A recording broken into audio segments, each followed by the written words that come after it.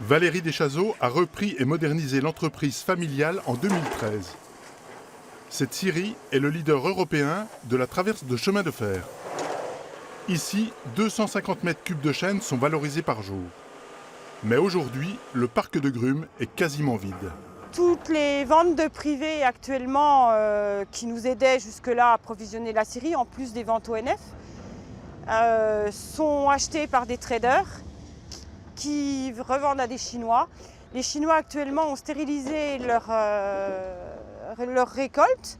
Ils n'exploitent plus, ils préservent leurs forêts. L'entreprise emploie 49 salariés. Et faute de matières premières, l'activité tourne au ralenti.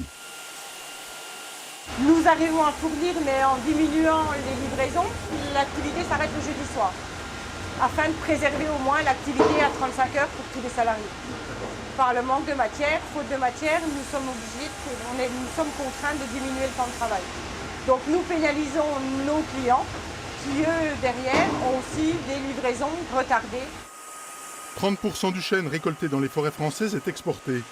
La Fédération française du bois demande des mesures de protection. Face à ce problème, le député Christophe Lejeune a alerté ses collègues parlementaires.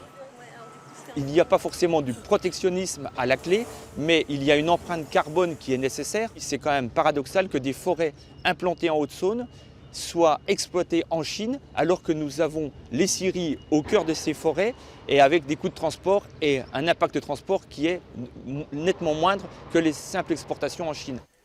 Si certains propriétaires ont profité d'une hausse des cours de 25% ces 2 dernières années, il n'est pas sûr que les acheteurs d'aujourd'hui soient les clients de demain. La gestion d'une forêt de chêne se fait sur le long terme, d'où l'importance d'organiser la filière.